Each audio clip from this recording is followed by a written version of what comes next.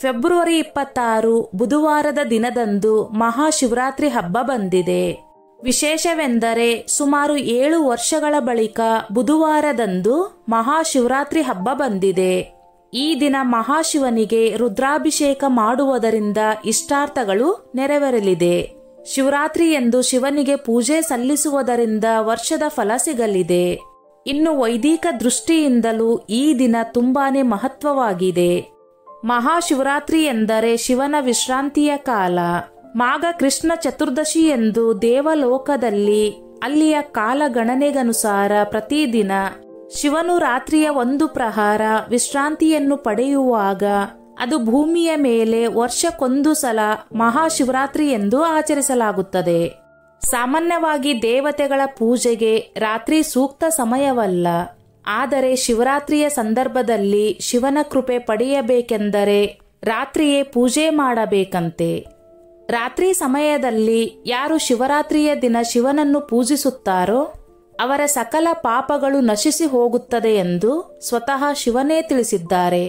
ಮಹಾಶಿವರಾತ್ರಿಯ ದಿನದಂದು ಶಿವನ ಶಕ್ತಿ ಪರಿವಾರಗಳು ಮತ್ತು ಭೂತಗಣಗಳು ಸಂಚಾರ ಮಾಡುವುದರಿಂದ ಇವರ ಪೂಜೆಗೆ ಪುನಸ್ಕಾರಕ್ಕೆ ಯೋಗ್ಯವಾದ ಸಮಯ ಎಂದು ಸ್ಕಂದ ಪುರಾಣದಲ್ಲಿ ಉಲ್ಲೇಖವಿದೆ.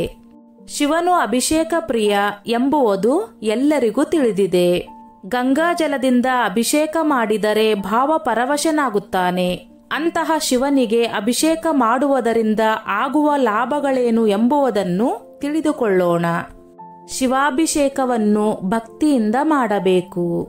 ಈ ಸೃಷ್ಟಿಯ ಪ್ರತಿಯೊಂದು ಅಣುವಿನಲ್ಲಿಯೂ ಶಿವನಿದ್ದಾನೆ ಎಂದು ಹೇಳಲಾಗುತ್ತದೆ.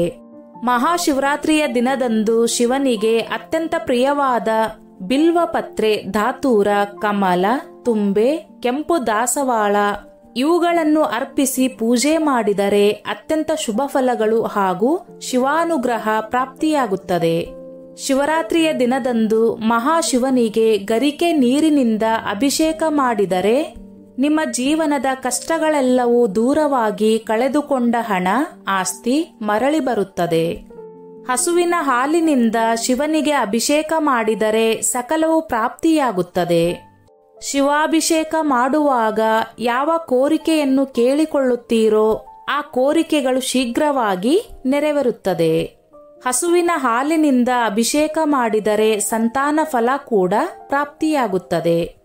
ಶಿವರಾತ್ರಿಯ ದಿನ ಕಬ್ಬಿನ ರಸದಿಂದ ಶಿವನಿಗೆ ಅಭಿಷೇಕ ಮಾಡಿದರೆ ಇಷ್ಟಾರ್ಥ ಸಿದ್ಧಿ, ಉತ್ತಮ ಆರೋಗ್ಯ, ಇರುವ ಸಂಪತ್ತು ಕೂಡ ವೃದ್ಧಿಯಾಗುತ್ತದೆ.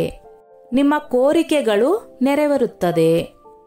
ಸಕ್ಕರೆಯಿಂದ ಶಿವನಿಗೆ ಈ ದಿನ ಅಭಿಷೇಕ ಮಾಡಿದರೆ ಸರ್ವ ವಿಧವಾದ ಸಂಕಷ್ಟಗಳು ದೂರವಾಗುತ್ತದೆ. ಬಿಲ್ವ ದಳಗಳನ್ನು ನೆನೆಸಿದ ನೀರಿನಿಂದ ಶಿವನಿಗೆ ಅಭಿಷೇಕ ಮಾಡಿದರೆ ಶಿವಾನುಗ್ರಹ ಪ್ರಾಪ್ತಿಯಾಗಿ ಅನೇಕ ಪುಣ್ಯ ಫಲ ಲಭಿಸುತ್ತದೆ. ಹೂಗಳನ್ನು ಬೆರೆಸಿದ ನೀರಿನಿಂದ ಶಿವನಿಗೆ ಅಭಿಷೇಕ ಮಾಡಿದರೆ ಭೂಲಾಭ ಉಂಟಾಗುತ್ತದೆ. ವಿಭೂತಿಯಿಂದ ಶಿವನಿಗೆ ಅಭಿಷೇಕ ಮಾಡಿದರೆ ಸರ್ವ ವಿಧದ ಪಾಪಗಳು ನಾಶವಾಗುತ್ತದೆ. ನೀರಿನಿಂದ ಅಭಿಷೇಕ ಮಾಡಿದರೆ ಕಳೆದುಕೊಂಡಿದ್ದನ್ನು ಮರಳಿ ಪಡೆಯಬಹುದು. ಅನ್ನದಿಂದ ಅಭಿಷೇಕ ಮಾಡಿದರೆ ಉತ್ತಮ ಆಯಸ್ಸು, ಆರೋಗ್ಯ ಪಡೆದು ನಂತರ ಮೋಕ್ಷವನ್ನು ಕೂಡ ಪಡೆಯಬಹುದು. ಎಳ್ಳೆಣ್ಣೆಯಿಂದ ಅಭಿಷೇಕ ಮಾಡಿದರೆ ಅಪಮೃತ್ಯು ದೋಷಗಳು ನಿವಾರಣೆಯಾಗುತ್ತದೆ. ಜೇನುತುಪ್ಪದಿಂದ ಅಭಿಷೇಕ ಮಾಡಿದರೆ ಸದ್ಗುಣಗಳನ್ನು ಪಡೆಯಬಹುದು. ಸಮಾಜದಲ್ಲಿ ಉತ್ತಮ ಕೀರ್ತಿ, ಗೌರವ ಲಭಿಸುತ್ತದೆ. ಶಿವರಾತ್ರಿಯ ದಿನ ಶಿವನಿಗೆ ಗಂಗಾ ಜಲದಿಂದ ಅಭಿಷೇಕ ಮಾಡಿದರೆ ಹಿಂದಿನ ಜನ್ಮದ ಪಾಪಗಳೆಲ್ಲ ಕಳೆದು ಹೋಗುತ್ತದೆ.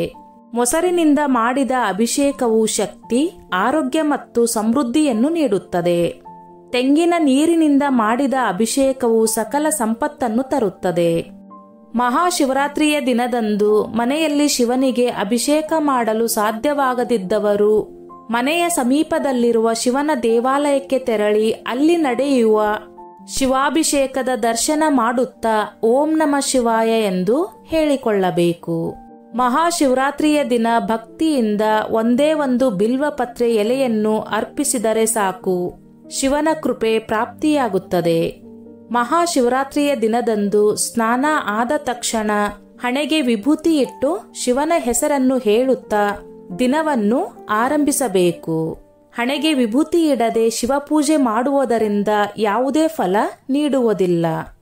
ಮಹಾಶಿವರಾತ್ರಿಯ ದಿನ ಓಂ ನಮಃ ಶಿವಾಯ ಎಂದು ಹೇಳಿಕೊಳ್ಳುವುದರ ಜೊತೆಗೆ ಮರೆಯದೆ ಸಕಲ ದಾರಿದ್ರ್ಯ ನಾಶಕ್ಕಾಗಿ ದಾರಿದ್ರ್ಯ ದಹನ ಶಿವಸ್ತೋತ್ರವನ್ನು ಕೇಳಿ.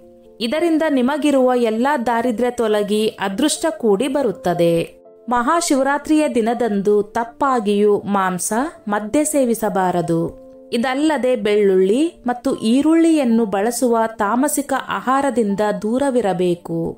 ಮಹಾಶಿವರಾತ್ರಿಯ ಉಪವಾಸದ ಸಮಯದಲ್ಲಿ ಆಹಾರವು ಸಾತ್ವಿಕವಾಗಿರಬೇಕು. ಆಗ ಮಾತ್ರ ನೀವು ಉಪವಾಸದ ಸಂಪೂರ್ಣ ಫಲಿತಾಂಶವನ್ನು ಪಡೆಯಬಹುದು. ಸ್ನೇಹಿತರೆ, ಈ ನನ್ನ ಮಾಹಿತಿ ನಿಮಗೆ ಇಷ್ಟವಾಗಿದ್ದಲ್ಲಿ ದಯವಿಟ್ಟು ಶೇರ್ ಮಾಡಿ, ಲೈಕ್ ಮಾಡಿ ಮತ್ತು ಸಬ್ಸ್ಕ್ರೈಬ್ ಮಾಡಿ.